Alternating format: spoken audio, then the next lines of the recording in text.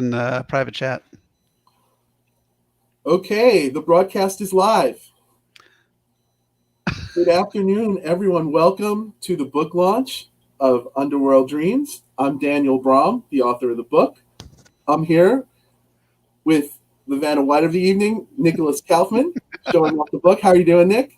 I'm doing good, thanks. Should we give people a little bit of time to come in? Yeah. We'll just we'll let people know that this is the book launch, and we'll hang out for about 5 minutes and shoot the breeze for a bit, and we'll start it up in about 5 minutes. That sounds cool. I can hear Alexa watching this on our TV. We have the YouTube app on our Roku, so she is watching it right now in the other room Oh, that's on the cool. big screen. Is it distracting time-space distortions happening, or is it it's Yeah. just Uh, yes, there's a slight delay, so I can hear her listening to the part now where I'm saying she's listening to me. oh wow. Oh Deep. wow. That is some deep shit. It's like it's like Starlight. Actually, I think you can swear on YouTube. So yeah, okay. Yeah. I should probably do that. I listen to so much music now on YouTube. It's Me weird. too. We just didn't have that obviously when I was a kid, or just I avail myself now of all. There's just so much live performances that you can just search up and go down the rabbit holes of all that kind of stuff.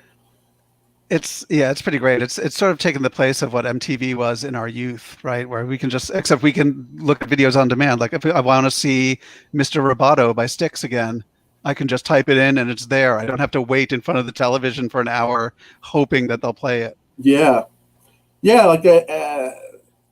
I find myself catching up on stuff that I liked back then, but didn't know was going on, like performances from those early '80s performances, or like a piece or two that was like I saw this weird. I don't know how it popped up in my feed, but it was like the band Asia was doing like a live television event in Japan. So it was like all like there was Japanese hysteria in translation, but certain cuts you saw the whole backstage part. They're like, all right, guys, this is on MTV. We're going live to MTV now, and it's like you're just like watching. It's amazing. And I've discovered a lot of bands on YouTube as well. Recently, I discovered something called Unleash the Archers, I think. Great sort of melodic metal, female fronted, like it's right up my alley. Is that like Viking? Do you call that Viking rock, or I don't know? Do I just call that Viking rock? They're not Viking rock, but that does exist. Yeah, I was at a concert, and at some point I thought there was going to be thrashing or something, but people like squatted and got down, and I'm like, what's happening? What's happening? And they started rowing like to the metal. Like it was just like I'm like, I am experiencing Viking rock. That is perfect. There's also pirate rock. There's a band called Ailstorm that they dress up like pirates and they do sort of yo ho ho rock stuff. It's more metal, really. Isn't that World Fantasy Convention? We also discovered something from Finland recently, also on YouTube, called Heavy Saurus, which is a children's heavy metal band, and they dress up as dinosaurs, and they're amazing. They're so good. They're so good. The children dress up as dinosaurs and then play music? No, they are adult musicians, and they're very good. But they dress up as dinosaurs and they play for children, and it's great. It's like really for adult authors to watch this, perhaps. I love it. I don't care. I don't care if the rest of the audience in the video is like 11. It's good stuff. And yes, and they dress up like actual dinosaurs. It's funny. Oh, that's music to my ears for sure.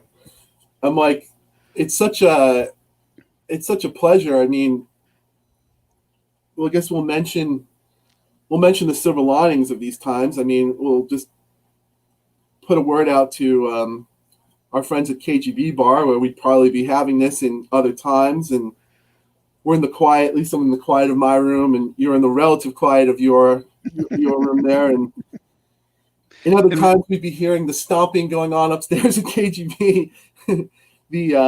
Trying to get the bartender's attention, all that good stuff. The bartenders rule. But yeah, if we could we can search it up. I know there's a fundraiser out there for KGB to keep them going and keep the bartenders going. So I appreciate everyone out there who's tuned in to be taking a break from. I know it is strange times out there and it's hard times, and there's a lot of shit going on. So appreciate you guys tuning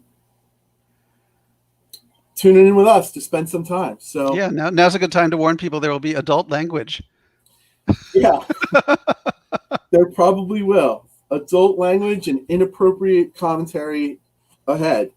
But I'll do we'll introduce it now. Again, this is the book launch for Underworld Dreams. I'm Daniel Braum, the author of the book. This is author Nicholas Kaufmann with me. Hey. And so a little bit about myself. Probably everybody knows me because here with friends. I'm the author of The Night Marchers and Other Strange Tales, the 2016 collection from Cemetery Dance Publications. And my second collection was The Wish Mechanics, Tales of the Strange and Fantastic. That was in 2017 from Independent Legions. Dim Shores collected my cryptozoological work in a chapbook called Yeti Tiger Dragon. And my first novella, it sits right on the line of what the boundary is, called The Serpent Shadow, came out last year from Cemetery Dance ebooks. And Nick is an author of horror, dark fantasy. He his first short story collection, Walks in Shadows. Is that correct? Is it Walk in Shadows? Yeah. Walk in Shadows. He's written novels. Dying is My Business, Die and Stay Dead. Some shorter novellas, Chasing the Dragon. And what's the name? What is the name of your Hammer horror book? In the Shadow of the Axe. In the Shadow of the Axe. So, welcome to Nicholas Kaufmann, who will be talking with me about the book. Thank you so much. A little bit about Underworld Dreams. It is a short story collection, and it should be out any day now. So if you're looking for the book, publisher tells me by Wednesday, it should be populating live in most places you buy books. You could probably order it now direct from the publisher, but it'll be going live in Barnes & Noble and Amazon shortly. The book is full of short stories that they focus on the intersection between the supernatural and the psychological, and they play with the boundaries and the tension with that. Rather than tell you too much about the book, we're going to single out 3 of the stories. We'll talk a little bit about them, and I'll read 3 little bits from each one. So that's our introduction. How's this afternoon treating you, Nick? Oh, good. I'm really psyched to be here and really honored to be a part of this launch. We've been friends now for, I think I've lost count of how many years, but it's a good long time.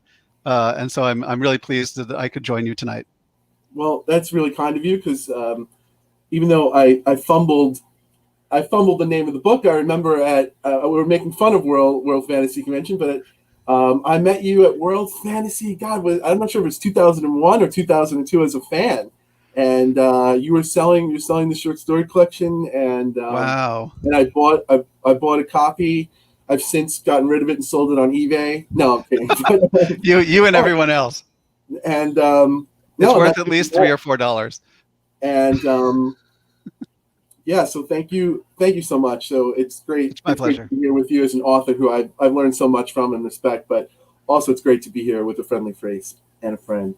So let's talk a little bit about weird fiction. Can I throw out the question to you? You want to take a shot at what does weird fiction mean to you? Oh yeah, sure. Let's start with an easy question. What does it mean to me? That's a bit different from what is it defined as, which is probably good because there is no real accepted definition of weird fiction. But The best thing I've heard was put forth by, I think it was Laird Barron, at a panel on weird fiction at Nikon a few summers ago. And he said weird fiction is fiction that is meant to unsettle you, to leave you unsettled, as opposed to fiction that is meant to horrify you, terrify, fill you with dread, the way horror is supposed to. Weird fiction is more meant to leave you unsettled, and maybe not sure why you're unsettled by the end of it. And so there's a lot of this idea, I think, of only seeing the tip of the iceberg in weird fiction. You might see something that leaves you or the narrator unsettled, but there's the knowledge that there is something much larger behind it that you are not seeing. So to me, that's what weird fiction kind of is. It's this idea of fiction that leaves you sort of unsettled and wondering what happened and wondering what will happen, and wondering if there is something more to the hints that you saw. It's a fascinating way of coming at it. And it's one of those questions that I ask, not knowing what you were going to say for the answer, not knowing the answer myself. I mean, it's especially I'm definitely a newcomer to thinking about genre boundaries and genre shapes. I love thinking about it. I absolutely do. I focus more on, and just in my own personal interest as a reader, possibly as a writer, on what you were saying or relaying that Laird was saying about the tip of the iceberg, or the I don't know why, or the sense that we're touching something larger, which feels like it's maybe that's the way I put it in a box of the cosmic horror. That okay, a lot of fiction is these human experiences with the unknowable, or with things that aren't even contemplating us. I think Underworld Dreams is perhaps less moving, less on that sense of unsettlement, and maybe less in that sense of horror in terms of I want to scare you, I want to horrify you, and more in, while still coming up against the same things you and Laird were talking about, but the sense of wonder, which maybe is associated more with fantasy, but maybe in fantasy it's more the sense of wonder with dragons and gold and that kind of thing. But in cosmic horror and in weird fiction, there's that sense, let's say in Lovecraft, when people come in contact with it, they go insane because they can't contemplate it, but there's still that sense of awe, or I'm interested in that sense of awe, that sense of wonder when coming up against these giant forces. Well, I know that you're actually a big fan of Robert Aikman's work, and he called his stories strange tales. So do you consider your work, particularly in this book, to be weird fiction or strange tales, or does it matter? Does it even matter what we call it? Yeah, it doesn't matter until it matters, right? But it matters. It's fun to talk about. Yeah, I'm really glad you mentioned Robert Aikman. And Robert Aikman was someone I came to really late in as a reader, and it was when I was putting together the Night Marchers book.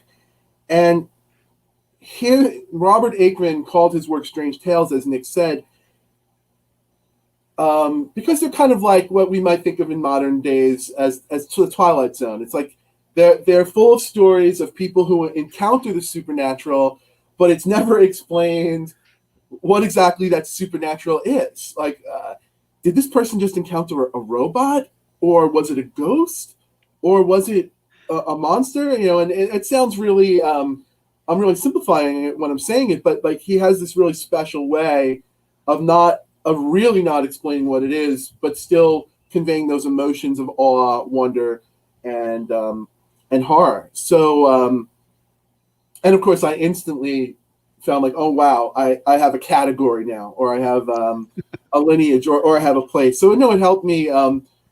It helped me feel like I had a place in the taxonomy, so to speak. So it's like being a member of a club, right?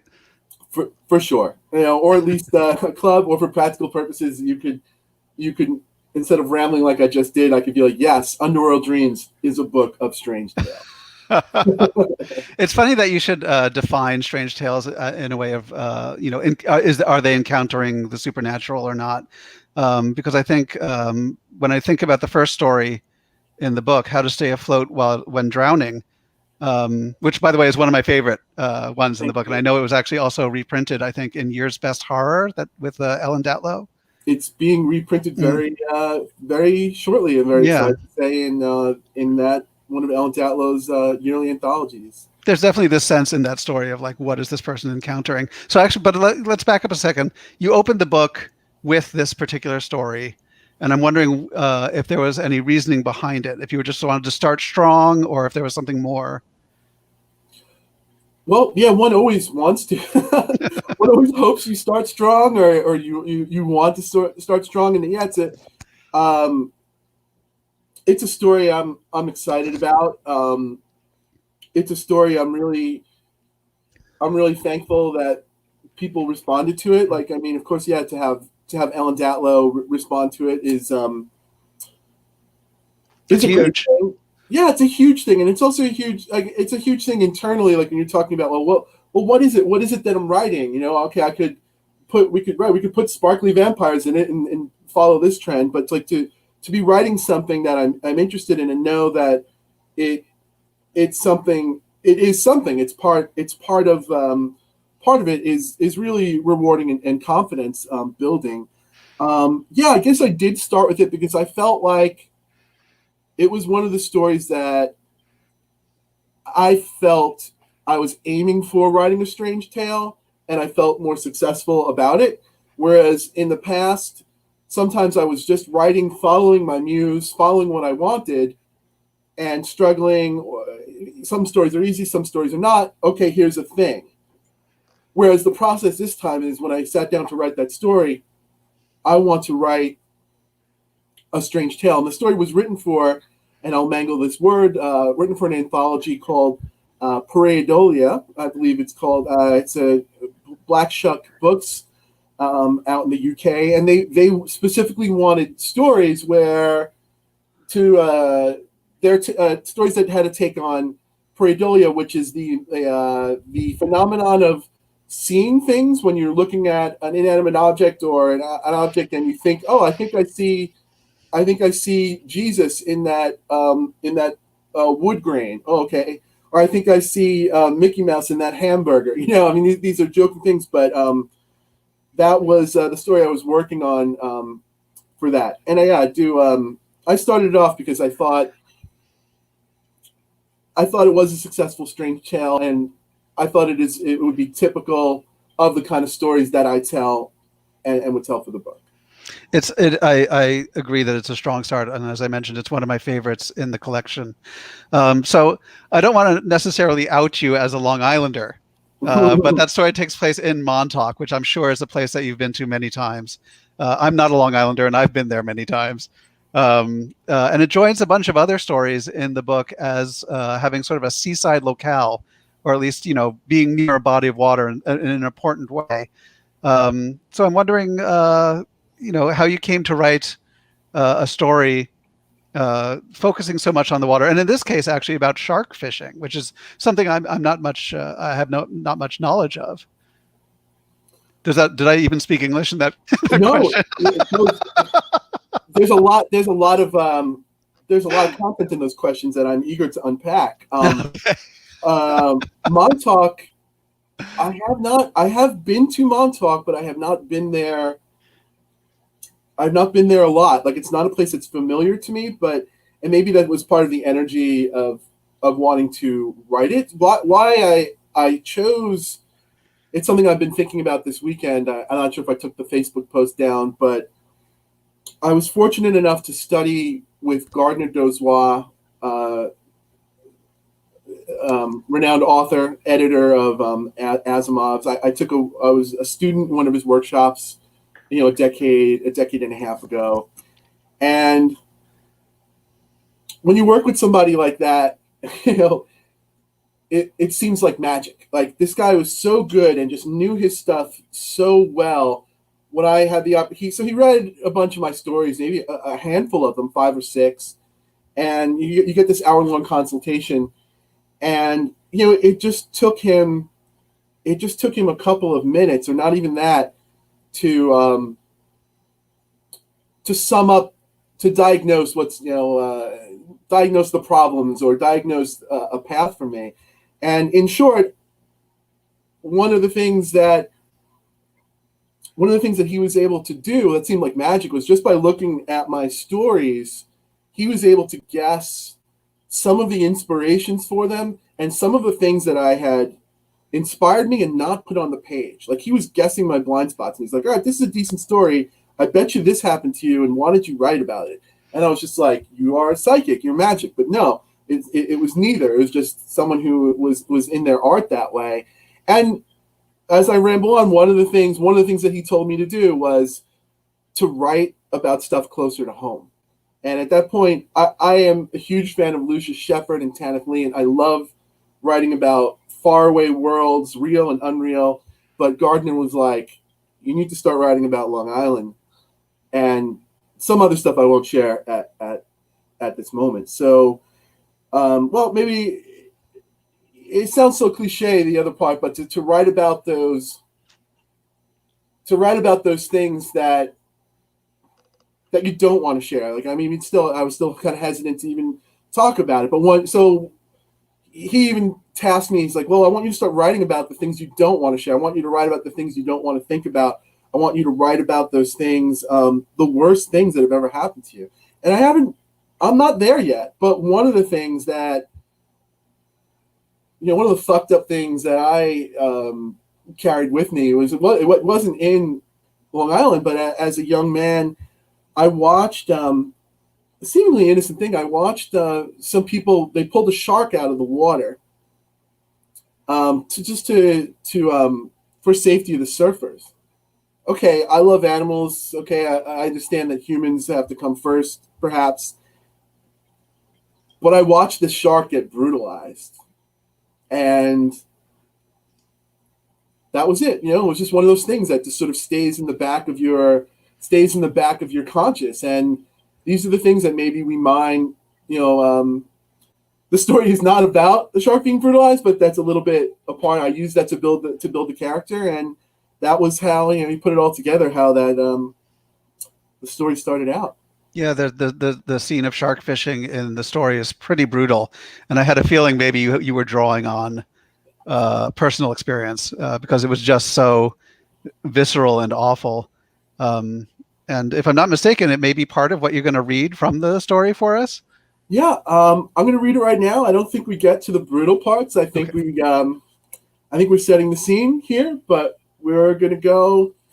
We'll go to Montauk, New York right now, and I'm going to read a few minutes from How to Stay Afloat When Drowning. Montauk, New York. I figured slipping away to the bar would be a good way to escape the table's cringe-inducing conversation. But I can still see Uncle Roy and Allison laughing it up with the client and our hired boat captain among the litter of cracked lobster shells and half-eaten fish platters. The bartender sees me coming and is ready with another rum and coke. The night wind blows a gust of clean ocean air into the dock's aroma of fried food and cigarette smoke. Enough fishing talk for you, buddy? The bartender says over the miasma of tables full of high-season out-of-towners, here for something the fast-paced Hamptons can't offer. He knocks on the wooden bar top and collects the dollar bills piled under the tea light burning in a thick shot glass. I prefer my meals without talk of buckets of blood and guts, I say. Thank you very much. From over my shoulder, a laugh joins the murmur of lapping waves, audible in the second before the next classic rock song kicks in on the tinny speakers. The bartender and I both turn to look at the woman on the stool next to me.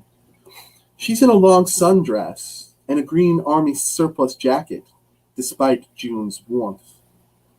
There's no makeup on her young face, but she doesn't come across as young.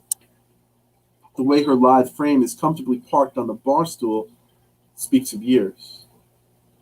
I think there's something unusual about her forehead, but it's just the glow from the light strings hanging above the bar and flashing on and off her face. What's so funny? I ask. She's staring past me at the water. I don't think she's going to answer. Everyone knows the real way to chum for sharks is to cut yourself from nape to navel and let your guts spill out, she says.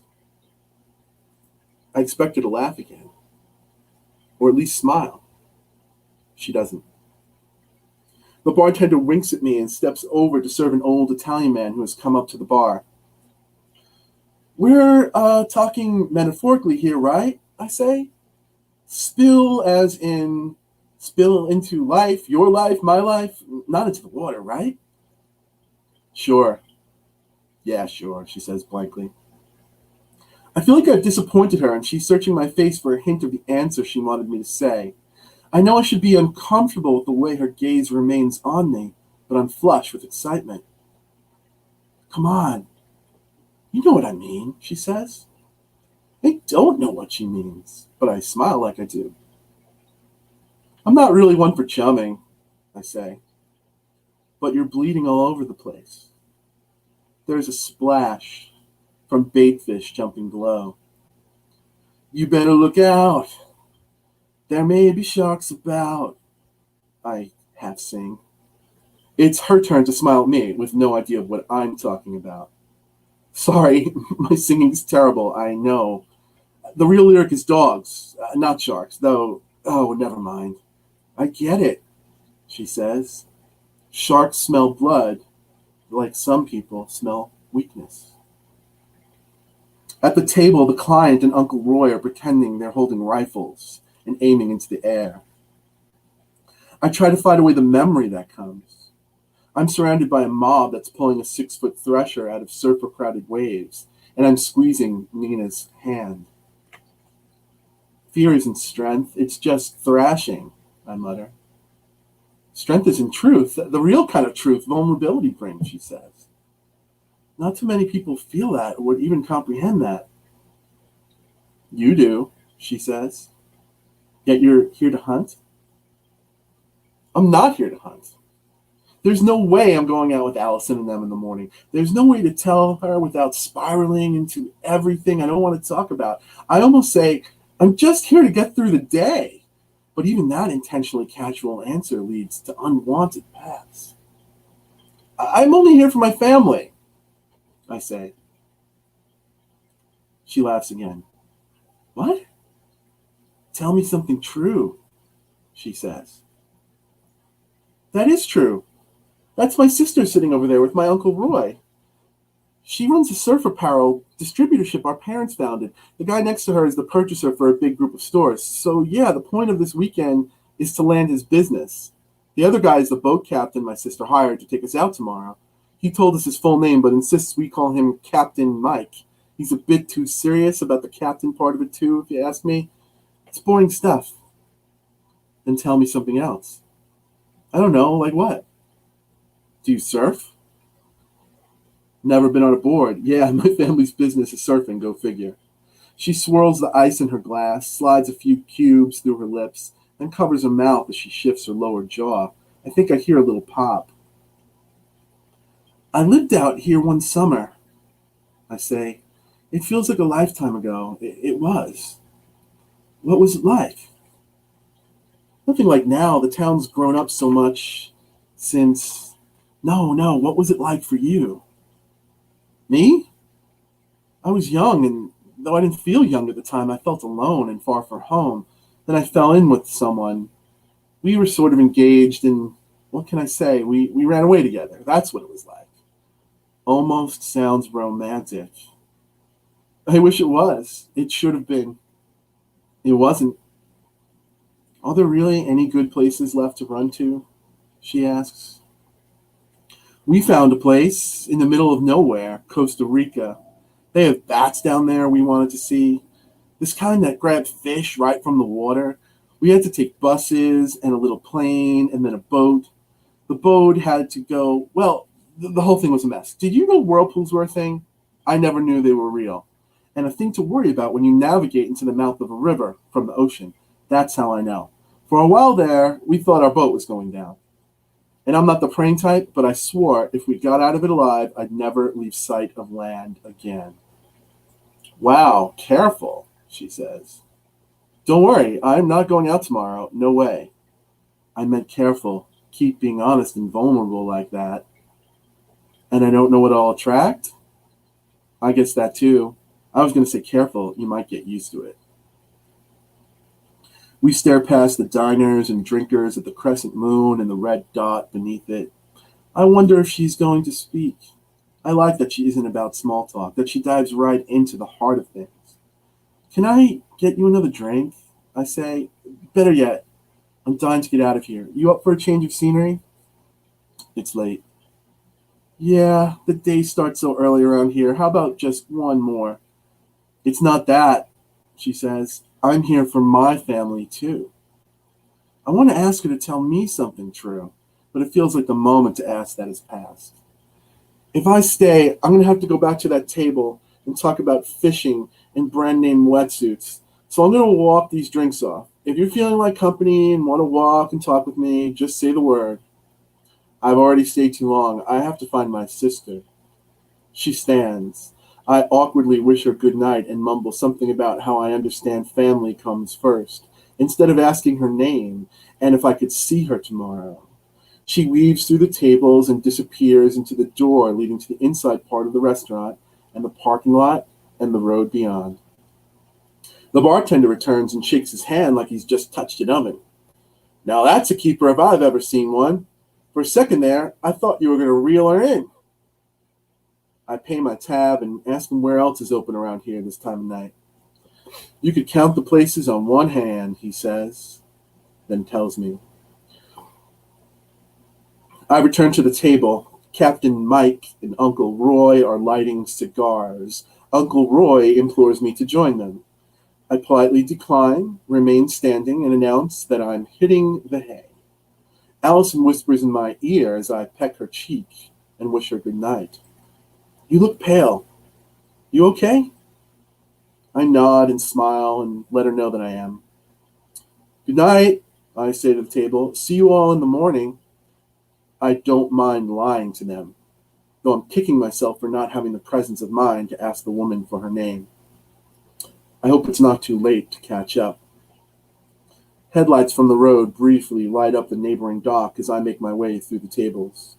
One of the busboys is standing on the shore, having a smoke. Somewhere in the dark, a night bird calls. So I'm going to break right there. That was the opening passage of How to Stay Afloat When Drowning. So let's shift gears here. Oh, thank you. The roaring, it was just so hard with all those bowling balls and dancing coming on from upstairs in KGB, and it's just eerily quiet. It's just like, be careful what you wish for perfect conditions. I should maybe turn up the volume of my fish tank behind me to for those docks. So let's shift gears. I'm going to talk about the next two stories I'm going to talk about are the two original stories in the book. The two original stories that are in the book, one's called Between Our Earth and Their Moon, and the other one is called Underworld Dreams. Between Our Earth and Their Moon, I think of as a noir story. And Nick, you're not a stranger to noir at all, and having noir infused in your work. What is it about noir that kind of lends itself so well to horror and the supernatural, do you think? Another great question. What is the meaning of life? I think there are probably two things that make noir such a good partner to horror and the supernatural. The first is just a sense of mystery, right? I mean, noir isn't always a mystery. Mysteries aren't always noir, but they do complement each other. They do often work together. And certainly in a story or horror, there is plenty of mystery. And the second is, I think, a sense of nihilism.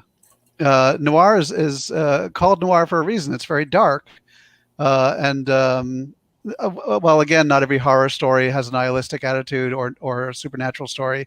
I think that there is a sense of that sort of darkness in them. So if that makes sense, I think that's why it pairs so well with horror and the supernatural. It's just sort of because it's mysterious and dark, and it's got characters at the end of their rope, and anything can happen when you're at the end of your rope. I think that's an awesome answer, and I mean, no, I mean, I know, I mean, it's I'm a not a great answer, professor. I don't know, but not in terms of grading it, but in terms of I'm a student of it in terms of wrapping my head around it. It's like I think you laugh about it, but when you say anything can happen when you're at the end of your rope, is it's great for conflict, and that's great. That's great for stories. But the other thing I wanted to pick up on is what you said, that sense of mystery. And yeah, I don't have a definition of noir. I mean, I know it when I see it. I believe it when people tell me it. But I always I always think, yeah, it always has a hard boiled character or characters in it. And someone told me that why noir and weird fiction go together are almost the same thing, that it's at least something I spin around in my mind a lot, is they say that in both of them, in noir or in both of these genres, often the world is not as the protagonist or the reader sees it. And a lot of it, and I think that touches in on what you say, the mystery. So in noir, a lot of the times it's like they start off the hard-boiled detective, the customer, the man or the woman or the dame or the dude comes in. It's like, I need you to track down the man who killed my husband. It comes with a job or a mystery, but often in the sense, over the course of the plot, we realize that mystery is not what we've been told, and the world is not what we've been seeing, and we find out the truth as the protagonist finds out the truth. And in weird fiction, sometimes that's the same, although the world is our world, and sometimes in the characters going through what they're going through the story, they're peeling at the edges and they're realizing, wait a minute, up isn't up can be down, or like we're realizing you come up against some sort of elemental truth or some sort of thing that they didn't know was real, and these are similarities to it. Or just there's a lot of there's a lot of ambiguity in weird fiction and in strange tales, and there's certainly a lot of ambiguity at work in the stories in this collection, such as the one you just read from. There's a lot of when people read that, they'll see what I mean. But the next one, the original, the first original we're going to talk about, which is Between Our Earth and Their Moon, does not play with ambiguity quite as much. In fact, it's pretty clear that something supernatural is happening, though they don't know quite what for most of the story. So I was wondering why you wanted to, why that was, why you chose to include amongst all of these ambiguous stories one that is a little more straightforward. I think it still fit in thematically in a couple of ways, in that, as you guys will see in just a second, the story starts off with a story within a story. The narrator's talking about a man who met himself, this folklore. What about this man who met himself? And so even though the reader most of the time is aware of what's going on, the protagonists and the characters in the story are experiencing the ambiguity. So it's like a story is this place haunted? Is this place possessed? Is these things going on? And it shows through the spoiler warning, it shows through the course of the stories how people are thinking it's X, but it's revealed to be Y. And also it picks up on, not sure how much we're going to get to it, but it does pick up on the inadvertent theme of doppelgangers that has been revealing itself throughout the book. So a lot of your stories have that in that, the doppelganger, the double. You're playing with that a lot in this collection. And I wish I had done that on purpose. I guess it just is one of those things where, what you love to write about pops in there. But yeah, I guess it's the odd bird out. in terms of like the ambiguities in the Aikman style, it's definitely not a strange tale in that way, but hopefully it still fits in thematically, which is why I put it in there. Do you feel that it has a sort of noir tone to it, I or elements do, of the noir? I do. I feel like the character is hard boiled, and again, I had written some stuff that I think is noir or that I think is crossing over to noir without really knowing what the genre is, and in the course of criticism or showing it to my peers or getting help with the story or getting a review, things will come back. Oh, this is a supernatural noir, and I'm like, oh, okay, let me look up what that is. So it's like, oh, okay, yeah, and once you, it's great to stumble upon that, but like once you realize what it is, it's like, oh, okay, this is noir, and you can play with it. So like the part of the story I'm going to read, it's got what I feel like is a noir opener. It sets the scene, it sets the hard boiled tone, and a lot of times in noir, the conflict comes in. A job comes into the private eye's office. This isn't going to start in an office, but there's that opening scene. It's almost like the James Bond scene. We always start seeing Bond do this. Other genres, we always start, in noir, it's like, all right, there's a mystery, and it often comes a hard-boiled character gets a job, and despite his nihilism, he takes the job. Why don't you read some of that for our viewers now? Okay, let's hit it. This is a little bit from Between Our Earth and Their Moon. I was just getting to the best part of the story of the man who met himself, and Claudia was indulging me when the guy with the hard hat interrupts us. I got a special kind of problem, he says. I hear you're the one who can help. Claudia's eyes light up the way they do when she spies a mark. I know I should turn on the charm and hustle up some work, but all I can think about is finding a way to feel okay again. I've been pouring my heart out to Claudia all afternoon, telling her that if I could do it all over, live my life differently, I would. I'd do anything. I thought finally getting some recognition around here would make me happy. But I'm the same old me.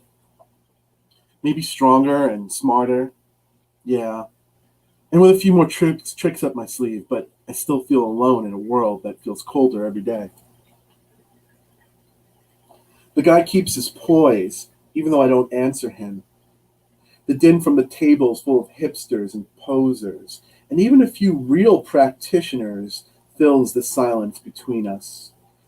Claudia clears her throat and stands there fanning her order pad. She's wearing the black apron, black slacks, and black shirt the waitstaff wear, even though she's not one of them. The conversation at the next table over lulls as the wannabes take a break from sipping expensive coffees and cooing over their old books and posing and showing off to try and listen in.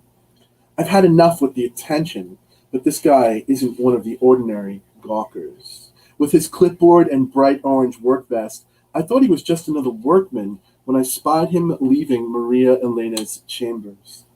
I should have known better. The man's talking to you, Nate, Claudia says. Looks like you might be a paying customer. This is Maria Elena's place, Maria Elena's town. Everyone knows all jobs must go through her or there's trouble. I don't want any trouble. Claudia's fondness for me has made her reckless. Who's asking? I finally say and look up to face him. His thinning hair only has a hint of brown left in it. The dim light makes the lines in his middle-aged face look even deeper than they probably are.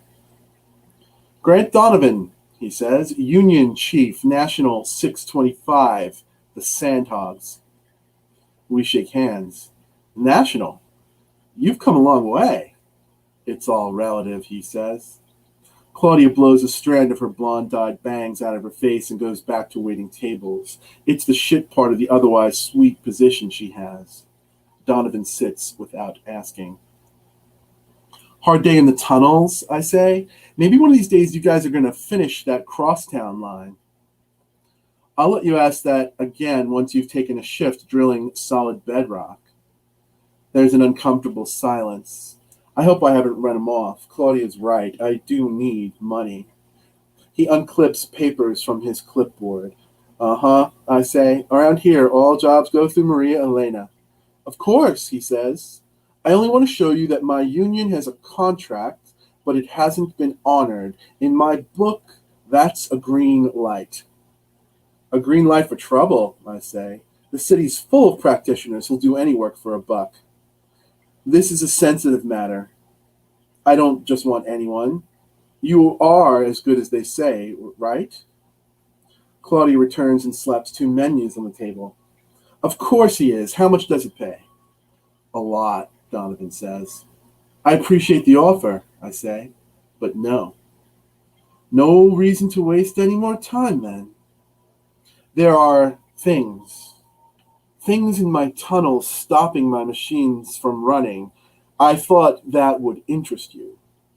He stands and places a business card on the table. There's that, he says, if you wise up and change your mind. I watch him walk out the door.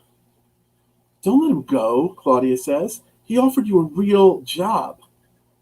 He's nothing but trouble, I say. I can spot it. She looks at me like I'm an idiot. The world of the arcane is more than status and position in this fancy place Maria Elena has set up. Claudia hasn't learned this yet. On the last real job I took, everything burned, and a young girl, not terribly unlike her, got killed. So I'm not an idiot, no matter what she thinks. I'm learning. I'm finally learning. You really going to sit here and whine to me instead of trying to land a job, Claudia says? He's still outside, smoking. There's nothing at all you'd do over if you could, I say. No advice you'd want to give your younger self. Yeah, I tell myself to smack you hard enough to make you listen when I said go out there and go get that work a second ago. Guess you're too young to know regret, I say. You don't know the first thing about what I regret, she says. You want to know what I regret? I regret knowing that you're good, but you only take shit work and con jobs. You have the rep and the skill to back it up, but you just mope and obsess about second chances. I've heard about the man who met himself and all the same stories as you. I might actually even believe that there are other worlds out there where things are different, but at some point, you have to just decide to get off your ass and live. She's right. She's never tasted loss, but she's right. Someone's got to part that fat cat from his money. It might as well be me. Claudia smiles as I go outside.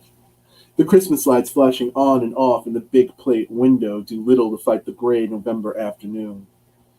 I pull my coat closed and walk to where Donovan is smoking a few feet away.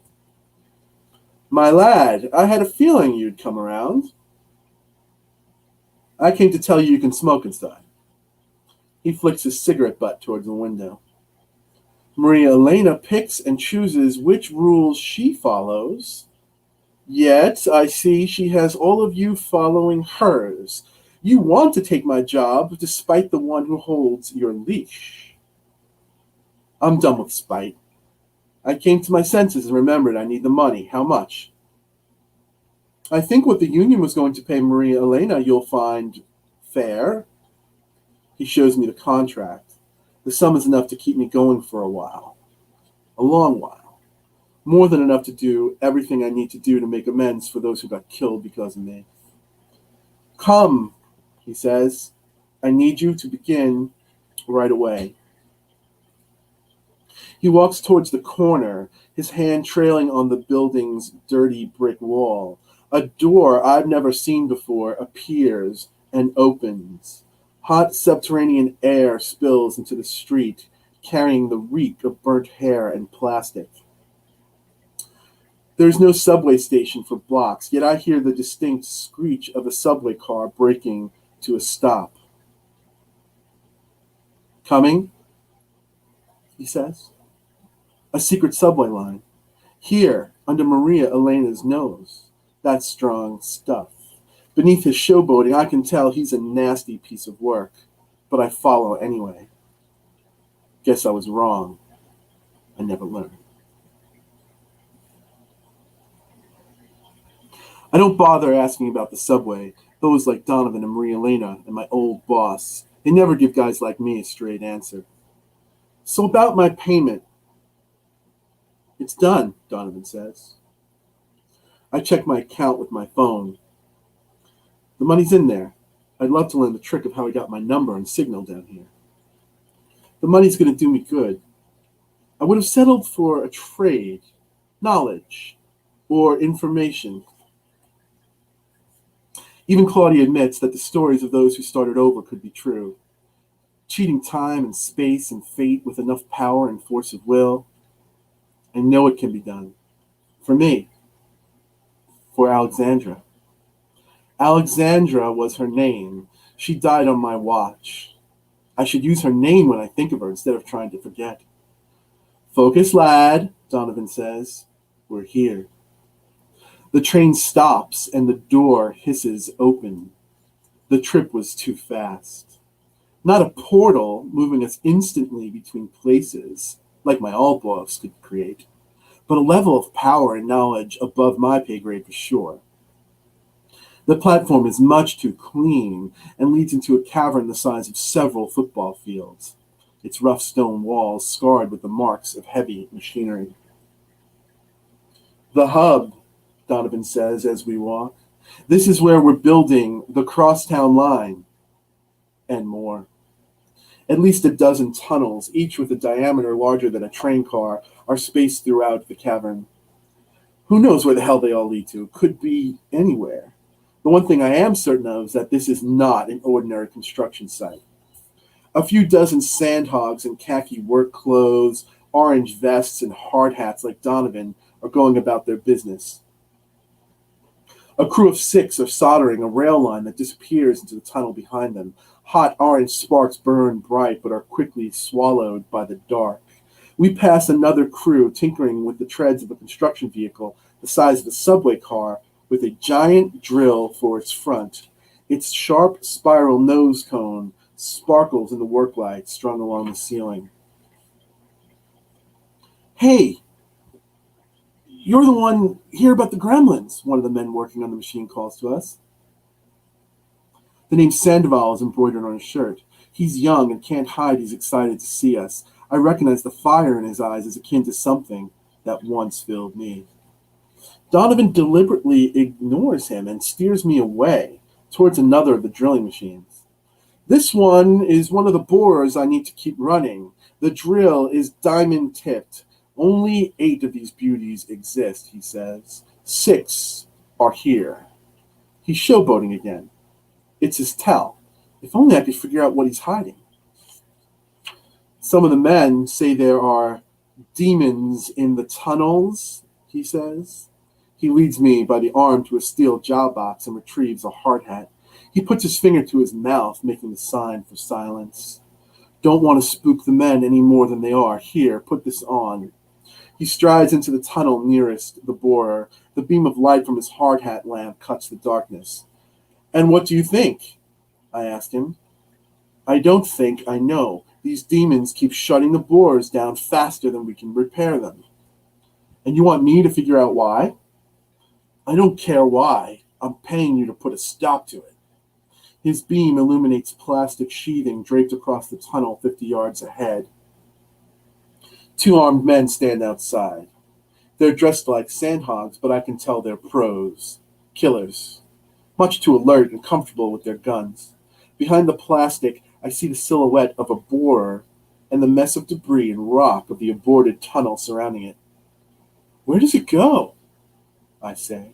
If you want results from me, you have to tell me what I'm getting into. And don't feed me that line that this is the Crosstown Project or anything like that. He's silent for a few seconds, then says, All right, lad. Since you need to know, the tunnel goes to the moon. A dozen smart-ass responses run through my mind. He doesn't respect me enough to tell me the truth, so this is how it's going to go. The moon? You heard right. He's a stranger bird than I thought. Problem? He asks. I'm used to not asking questions, but he just ensured that this job is nothing more than a paycheck. No problem, I say. Let's go to the moon. He looks at me like I'm the crazy one. I don't like that I don't have a read on him. The guards hold open a slit in the plastic and we walk through. Donovan runs his hand along the bore as if it were a muscle car. See anything? The tunnel ends in a pile of rubble and stones. Nothing, I say. He opens the door of the bore and steps up into the cab. He pulls a control lever that brings the engine roaring to life. The big corkscrew drill rotates, changes direction, then spins into a blur. Debris on the floor moves, more than can be attributed to vibration. A pebble flies into the air. The big stones against the wall shake. Fist-sized chunks of rock rise and spin, forming a 10-foot-high vortex of stone. I jump out of the way. The whirling mass sails past and slams into the borer. Donovan pushes the lever, cutting the engine. The vortex spins a few paces more, then stops. Rock rains to the floor. Donovan jumps out of the cab and walks to me, uncaring of the still vibrating rocks. Heads up, he says. See, there's your demon problem. Time to get to work. I have no idea what I'm going to say or do. As usual, I'm in over my head. I have a few guesses, but they don't involve demons. Plus, I don't have any of my tools. Thankfully, Donovan's phone rings. What? Now? I'm with the exterminator. He turns to me. Damn emergency back at the hub. Everyone's incompetent, I tell you. Stay here and get started. He exits through the plastic sheathing. The quiet after that rock storm is unsettling, so I pace the perimeter trying to get a sense of things. I circle the borer and decide to climb inside. As I touch the door, something hits my back. I open the door and a stone chip flies through the air and pelts me. The debris and rubble rises again. All right, I say. I won't go in. The debris hovers, but does not lift higher. I stand next to the machine watching the shaking stones, and something slams me and knocks me to the floor. Everything goes black, but I know I haven't passed out. The blackness fills with points of light, stars, the night sky. Something is connecting with me, giving me the vision of space. The earth and the moon appear in the star-dotted black. A furry, clawed hand passes across my field of vision. A comet sails across the sky towards the moon.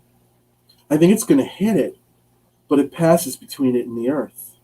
The moon is different. It has atmosphere, green and white and blue, like Earth. The clawed hand passes in front of me again. Then a furry face appears, blocking the view. Its mouth is full of sharp teeth, dark. Deep-set eyes peer at me for a few seconds, and then the face is gone. I'm on my back, looking up at the cavern ceiling. The sandhog, Sandoval, is standing over me, hand extended. Hey, we don't have much time, he says. He helps me to my feet. I sent Donovan and the guards on a wild goose chase, but he'll be back. What's going on? I say. What do you know about the demons? Demons? I told you they're gremlins. I call them moonlings. The moon? I just saw the moon. Oh, he says. This is good. They know you're going to side with us, so they showed you. That's where they're from. I want to tell them I'm not on anyone's side, but I hear Donovan barking orders. Out of time. Listen, Sandoval says. You can't trust Donovan. He isn't who he says he is. He pulls an envelope out of his work coveralls. This will explain a lot. I brought it when I heard he got an exterminator. So I'm going to wrap that little excerpt there. That was a little piece from Between Our Earth and Their Moon. Matt, if you give Nick's sound back on. Actually, I forgot. I just want to let you guys know that taking care of the audio today is Matthew Kressel. I can't see. Nick, can you see in the chat his website? It's MatthewKressel.net. MatthewKressel.net. A lot of you know him from like the KGB readings and stuff. He's a good guy and a fixture in the New York City novel is literary Shards scene. that he's read at the Nighttime Logic reading series, and he's got lots of short stories. And check him out over at MatthewKressel.net. And thanks to him for keeping us techno dopes flowing here.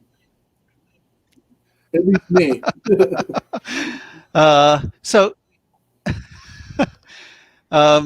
The excerpt you just read from Between Our Earth and Their Moon features a character who your readers may not know, and certainly the YouTube viewers may not know, is actually a recurring character. He's somebody you've written about before. That character appears in one of my first Cemetery Dance magazine stories, which was called Across the Darien Gap. Appeared in Cemetery Dance. Almost ashamed to say how old I am, how long ago that appeared there, but it's reprinted in the Night Marchers. And he's a character. This is this marks the second time where he is named and confirmed to be a same recurring character. But yeah, he's a character that I sometimes find myself writing about. And just one of the little Easter eggs. There's a lot of Easter eggs in these stories and the way they connect to each other and connect to other stories. I think Across the Darien Gap actually explores a little bit more what happened to Alexandra, who you mentioned in this story. And if I recall, at one point you said you were going to expand it all into a novel, which I hope happens one day. That novel has happened, and I can't quite announce that right now, but we're going to be hearing a lot more about that novel very soon. And wow, okay. We're secret news. A little bit of news or hopeful news. But he at one point in the hardboiled character, people talk about guilt and loss as an element of noir, and Across the Darien Gap, where he's regretting these things that he fucked up in the past. And Across the Darien Gap is one of those supernatural jobs that just went to shit, and he got people killed, and that's one of those stories. I don't think there's a single noir story where the job doesn't go to shit, right? Yeah. Like, I don't think it would be a noir story at all. If ever, and then I solved the mystery and everything was fine. It's like the Eddie Murphy on the Horror Story. It's like the ghost comes to the door, get out. Okay, honey. Okay. The end. End of Haunted House Story. Get out. So let's talk about the sort of the centerpiece of the collection. Now it's named after that particular story. Woo! There it is, Underworld Dreams. It's a novella. I personally think it's not just the best story in the collection. I think it may be one of your best works to date. I think it was really fantastic. So let's talk a little bit about that. Like perhaps you share this idea that I have, that it's so super good because you named the collection after it. Tell me a bit about your reasoning there. Well, that's like super gratifying and kind of you to say, because sometimes when you write, maybe you know what you can write, or you can write a story, you could do this. I don't know. When I was writing this story, this is one of those times when you're writing and you're like, man, I hope people get this one. Because I'm like I am not, I didn't feel sure about this at all. I did feel sure in my vision. I was sure in what I wanted to do and what I wanted to try to do. To be honest, I'm not sure my original vision translated there. I wanted to write a story that really, really played with structure. If you're anywhere around me and I'm talking or posting about, I'm just so fascinated by structure. What kind of structure makes something one story and not another? On the one hand, it doesn't matter, but for those of us who nerd out on it, it can totally matter. So I wanted to write a story where the story and the structure were the same. Not sure if I succeeded in that. Like in certain points in the story, um, they have what's called folding points. Um, I think as I was writing the story, I realized what I was trying to do maybe wasn't so unique after all, and maybe something better suited for film, like maybe something like Pulp Fiction or some other things do these folding points. But where I think weird fiction, one of the things in weird fiction, is to try to illustrate, right, like to illustrate those unknown things and doppelgangers and alternate worlds, and I tried to create a structure that would illustrate that, to simplify something that's probably a little bit complicated. I call it your Donnie Darko meets Back to the Future story. Because it deals a lot with, not exactly with time, but with timelines and folding events and moments. I don't know if you want to give anything away, but there is an Easter egg in this story that actually relates to one of the other stories in the collection as well. But maybe we should leave that for the readers to discover for themselves. I forgot which one you're talking about, but yeah, there are. There are people who there are people who walk off of this story and appear in others, and there are people who there are there are Easter eggs, things that that was something I worried about. Like when you put in Easter eggs, are they self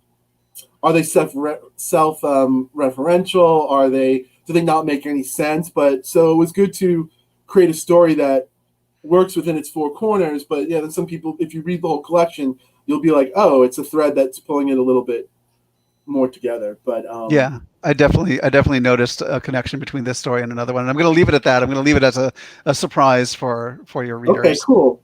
Yeah. But let's talk about genre and genre expectations a bit, because I know this is something you like to play with as well. And this story is certainly a prime example of that. It's a science fiction story. It's a coming of age story. It's a horror story. It's a fantasy story. It's everything. You're taking a lot of ingredients and putting it into a very tasty burrito. Uh, so let's talk about that. What are your thoughts on genre expectation and the uprooting of them? As a reader, I'm so that excites me to no end. I mean, I love I love genre. I love a standard horror story. I love a standard fantasy story, or I love a standard science fiction story, whatever that is. But it's so interesting to me when when something fresh can come around. Now, we're not talking about like okay, uprooting expectation just to have that Sunday night water cool, that water cooler moment, like, oh, everyone double crosses, or everyone we're putting in twists like quicker than M. Night Shyamalan can put in twists there. But when there is something exciting about like that M. Night Shyamalan kind of story, or the Twilight Zone kind of story. I guess the story I always talk about till the cows come home is the movie It Follows. So it's a movie that starts off like, or even The Witch, or one that I know we like, The Neon Demon. These movies, they start off leading you down the garden path, that they're a movie that and there's something familiar about it, and even if a movie doesn't give you something new, there's something familiar. Oh, it's a teen slasher. These are the teens. We're going to be setting up. This is the killer. Oh no, the kids are going to have to run away from the killer. And there's still something satisfying about giving a movie that goes down as you expect it. You expect some screams, some chills, some jump scares. That's still the first position. A movie like It Follows very subtly gives you and makes you think that you're in there, and it changes those expectations on you. Some movies do it in a more of a subtle way, or they introduce other elements, intentionally or not, and so then the story, it just becomes something different. And I'm not saying this is something different, like, oh, it's a judgment on the first position of it, And I'm not saying, oh, we need to be something different for something different's sake. I'm just saying where I'm coming from, that's the ground where I like to occupy as a writer. I like to try to find that ground, or I like to be able to have permission to be in that ground should I accidentally or intentionally go there.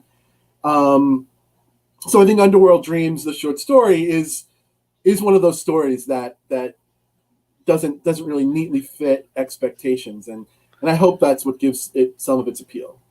I think it definitely defies expectations. Would you like to read a little bit of it for us? Okay, yeah, let's. I'm gonna read. I'll read the start. It. I'll read the start of the story and resist. I'll resist talking about expectations. I'll just read it there. So this is Sogne del Mundo Sotterraneo, Underworld Dreams. Onde, waves. Kim, Juliana, and Theron James linger at the edge of the dance floor, the spot of the beach under the wall-less thatched roof just outside the tree line the surfers call the disco. A too chipper, too bouncy pop song from back home is playing, but I don't care. The surfers are already dancing. The stars are out, the humidity is lessened a bit, and the tropical night, cooled by the waves, is just right. Antonia is half a world away in New York, almost through her summer internship as a federal defender. But we'll be together again soon enough. And soon enough, we'll get to enjoy the nights like this, here, back home, or anywhere in the world we please. Life is long, and ours together is only starting. There were so many paths our life could have taken. I thank my lucky stars that ours came together the way they did. Juliana twirls a strand of her long, dark hair and unknowingly sways with the beat along with Theron James. Kim's a foot or two behind them, stealing looks, as usual, all three of them hesitant to jump on in. She's a full head taller than Juliana and maybe has an inch on Theron James when she stands up straight. Even in cut-off shorts and old tees, we all stand out as definitely not surfers, but no one cares. They're as glad as I am to be free of Panama City's sweltering classrooms and here outside in the salt air, despite the 6 a.m. departure time for tomorrow's mandatory excursion. A barefoot guy with a guitar slung over his back angles through my field of vision. I step over to him and gently reach for his shoulder. Hey, excuse me, man, I say. Was wondering, if you have a sec, can you show me where we are on this map? He's older than I thought. His boyish face, a landscape of healed-over scars. Where are you coming from? He says a bit too slowly. Where do you think you are? I feel like I anchored him out of a daydream. We walked from where the bus let us off, I say. My friend was aiming for a place called Il Pesce Danzante, but I don't think we're there. Are we? No, you're not. Never heard of it, but you could have found worse places. He takes my map. The lines representing the small roads all end in unlabeled nooks and contours of the shoreline. Okay, I think we're about here, the guy says. He folds the map, then folds it again. So that gets you here, he mutters to himself. He turns the map around and folds it once more. Then to here, he says, pleased with himself. Okay, here, just go here. He points to a spot on the map and hands it back as I look. You sure? I ask. We gotta head back real early. I don't want to get us lost. Nothing's lost if you have waves, and you do have waves. At least tonight we do. Why are you gonna get back so fast? School waits for no one. You're here for school. Sorry for you, dude. I wouldn't give this up for anything. 100 yards offshore, 6-foot waves roll in, neat, orderly sets, breaking before a good 50 yards of shallows. The beach is larger, exponentially wider than any back home. Tons of open space stretching to the edge of the jungle, a tangle of tall, crowded palms, their hundreds of shapes, a unified wall looming in the almost dark. Before he wanders off, I ask him if I can see his guitar. He hands it over. I crouch with it on my knee and strum out the chunky opening power chords of Van Halen's Panama. Juliana turns around and throws me one of her disapproving looks. No one else reacts. I've had that song in my head all summer. Is everyone too young or just blissfully far away from TV and radio? The guy doesn't even say anything. He's just kind of zen, not even indifferent. Did I really expect him to take back saying sorry for you because I can play the guitar? I pass his guitar back with thanks and shuffle through the sand to join Kim standing behind Theron James and Juliana. A blonde girl in a bikini mindlessly pushes past us to the dance floor. She drapes her arm around a shirtless guy in board shorts who is sort of dancing. Lips on lips, they slowly spin, out of sync with the peppy reggae of the syrupy tune. Theron James watches the public display of affection awestruck, with a hint of what I read as, I shouldn't have come along, we have school tomorrow, nerves on his face. He has no clue that Kim's sizing him up, like he's one of her boy toys from her modeling days. Despite his romance novel cover good looks, he's a preacher's son. And I bet staying out late with us on this little jaunt is likely up there as one of the most rebellious things he's ever done. There's something in the sea and moss and smoke-tinged air I can't put my finger on, giving me the feeling it's a hell of a night to be alive, and with these young Americans far away from home, with nothing but time on their hands. Kim's left her little makeup bag behind, but I could sense her thinking about it self-consciously, even though any girl would kill to have her looks.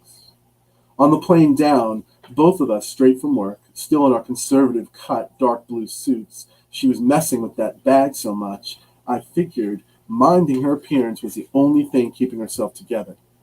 Pegged her as a law and order type, even before we introduced ourselves and started talking. Never found out what had her so undone, above and beyond the 1-2 punch of law school and her internship with the district attorney's office in Hartford. But when we were out for just one drink after landing, I sensed the weight of it on the way she raged hard. Way too hard for an after-flight and long day. Way too hard for conservative Panama City.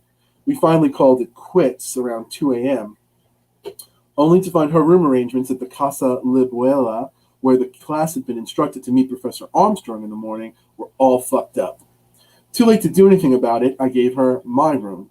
I slept outside, slouched up against the door. She didn't need protecting. She needed to sleep only a night in a safe space alone could bring, and I was able to give her that much. Ever since, I've been the go-to safe guy escort for extracurricular jaunts. Kim turns to me, and with just a look, I know she's asking, "What's up? Where were you?" Julianne has noticed and is looking for me and my answer.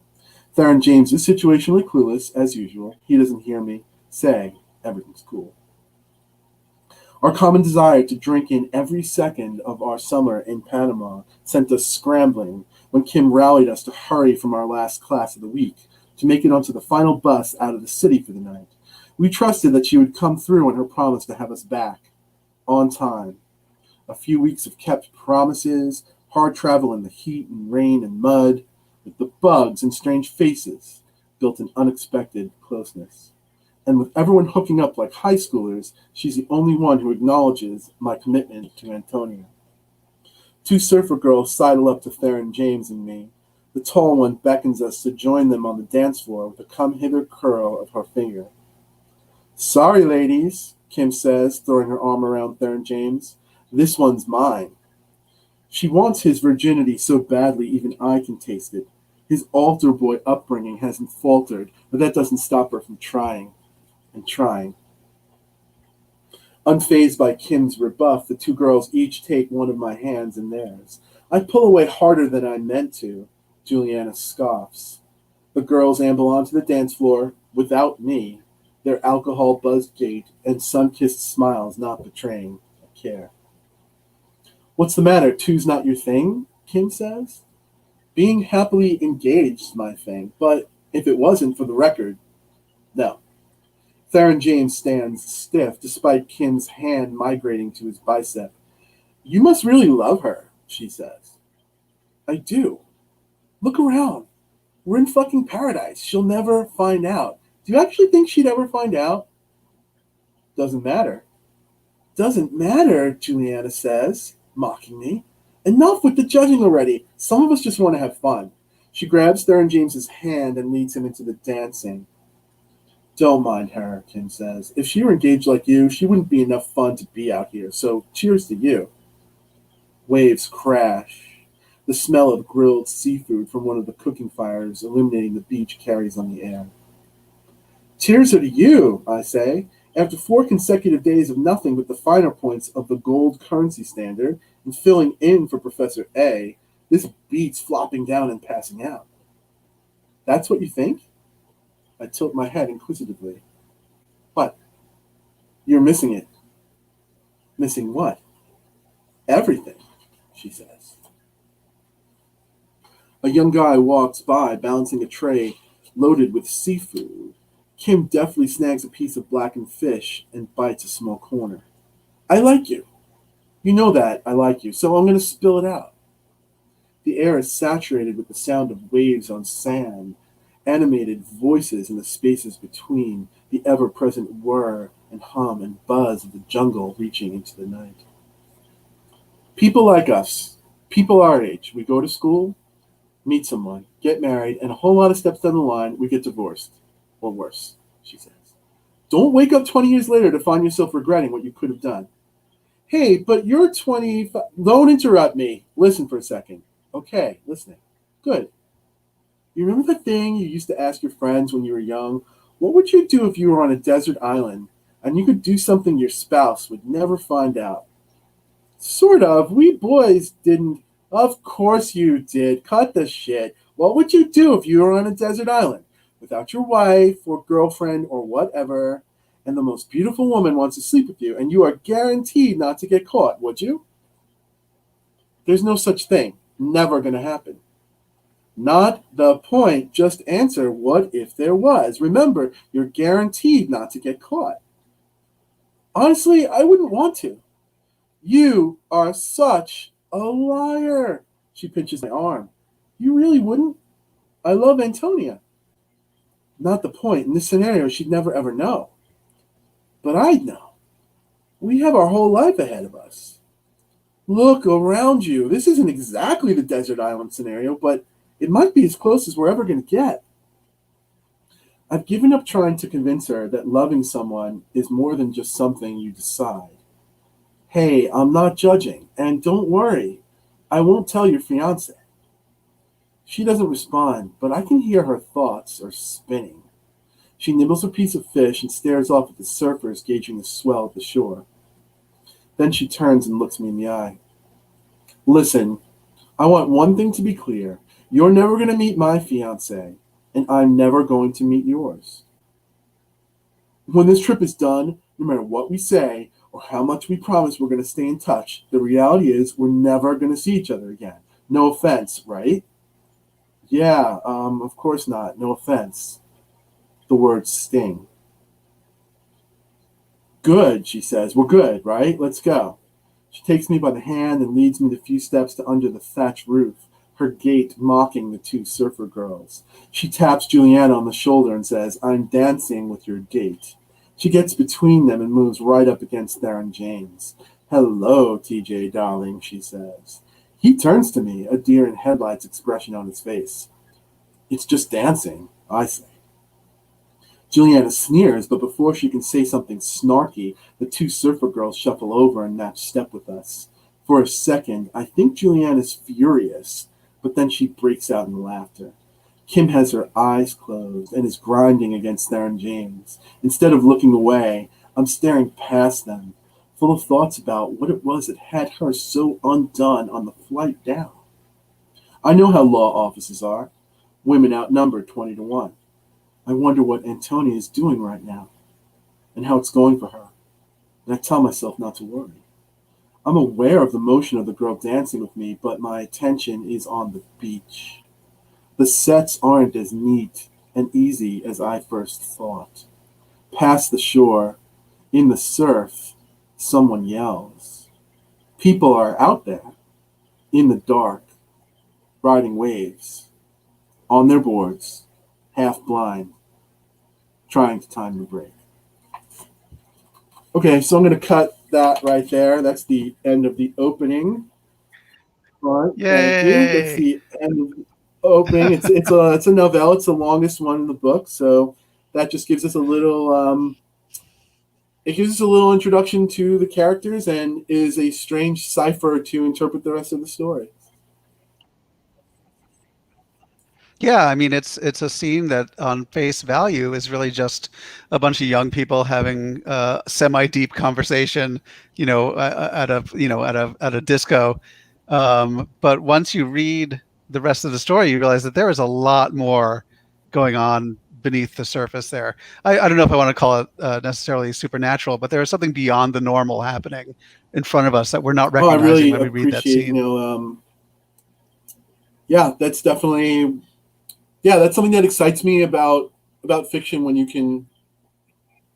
there are layers and sometimes you can sense that they're there and you don't necessarily know what they are on first read, or maybe you don't ever even necessarily know what they are. So maybe back to that tip of the iceberg thing we were talking about back in the beginning of this program. I think people who read that story, Underworld Dreams, are going to see a side of you that maybe they haven't seen before in other stories. Because this story is very like there's a lot of sexual tension. There's a lot of like it's a sexy story, and I think maybe that's not something that you are necessarily known for in your fiction. Yeah, I mean, I guess it's inherent to the story, like that folding point. I use that thing that seems like such an innocuous line or even a throwaway line, like when you're drunk and people are like, oh my God, everyone's cheating. What's wrong with you? Why don't you cheat? Or, it's a psychology. People are trying to, in that scene, reason away their own infidelities by trying to push the one faithful guy into being unfaithful. So on the one hand, it seems like a surface level thing. Like, okay, this is just like a sexual situation or they're trying to do that. But since we're talking about weird fiction here, some of those things that seem hypothetical, like what if you can get away with it? What if you would never know? In this scenario, we'd never know.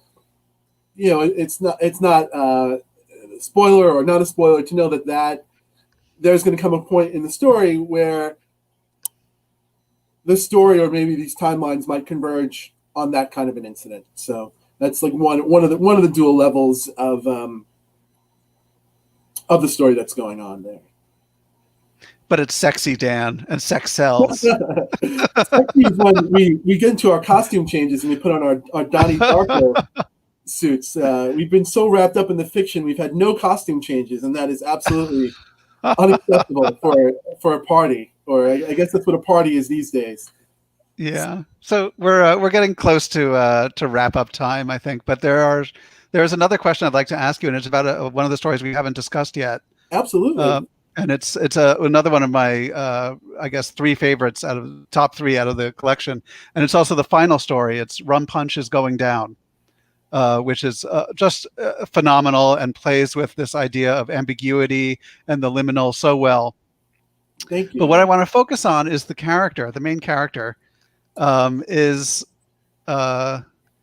he's a man who's gone through a bad breakup. Like he's basically he's gone through something. He's gone through a loss, a romantic loss, and I think this is actually a trait that I see in a lot of your stories. Is that these men are, I don't want to call them failed romantics, but they've gone through something, usually of a romantic nature, that's really just crushed them. And so the story is basically them trying to either find themselves again after this loss, or just get lost for a while themselves while they try to heal, without being, getting too deeply personal. I did notice this as a recurring motif, and I was wondering if you wanted to talk about where that comes from, or why you choose to use it. It must be pure fiction and pure coincidence because I know nothing about romance or romantic loss. But maybe that comes to like the sense of wonder that we were talking about, or maybe Well, my fiction is while it's definitely weird fiction, maybe it's a little bit different than the rest of the pack in that I think a lot of the times the intent is to stay on that sense of unease, and when we're in that place of the supernatural, and I think consciously sometimes, or maybe sometimes subconsciously, is to come to that place of wonder, or a place of healing, or a place of rebirth, or a place of where we were talking about the noir and these hard-boiled characters. When you're at the end of the rope, anything can happen. So this isn't really something it's a great question because it makes me think about it, and it makes me think about my work. So it's a hallmark of a great question. I'm going to be thinking about it a lot more after this, but that's what I'm coming up with, is tying it to the sense of wonder that's supernatural. And maybe you need that delivery system. You need it to make, for me, I wanted to make a difference in the real world of the characters. So I want to have a verisimilitude of, I want characters to be facing real human things. I want the stories to be real human stories, and for the supernatural to be catalysts. And maybe people like that, there's a lot of different places. There's an open road where it can go. So maybe that's where I get drawn to it. That's excellent. So before we let these folks go to enjoy other YouTube videos, was there anything else you wanted to talk about? Your remarkable new collection. Oops, there it is. Let's just say thanks. Let's wrap it up by saying thanks again. We want to say thanks to Matthew Kressel. Nick, can you say your website? Where can people find you to find out more about your work? There, NicholasKaufmann.com. There it is. Thanks, Matt. Thanks to Steve Berman at Lethe Press. Again, the book is going to be out this week. You could probably find it now on Lethe Press. We're showing one of the advanced quotes from Laird Barron. So thank you to Laird, and thank you. There's a lot of people who did advanced quotes to the book. I want to thank all of them. There are a lot of people thanked in the back of the book there, so I'm going to be forgetting right now who I'm thanking. But I'm just going to send out that gratitude. Thanks to everyone. I can't see the comments, but Matt's telling me I know that some people did come and show up to listen. So thank you to my friends and colleagues and readers who are there and came to spend some time with Nick and I. I really appreciate it. Thank you so much for your interest. I hope you like the readings, and I hope you like the book. Going to be doing a bunch of more events in the next couple of weeks, next couple of months. So hopefully we'll see you again. And thank you so much for launching the book with me. Thanks to Nick for these great questions and my pleasure words, and for celebrating this moment. So with that, we're going to call it a wrap, and I'm going to give the cue to Matt that this concludes our presentation. Good night. Good night, and roll the Star Spangled Banner. Does that still happen?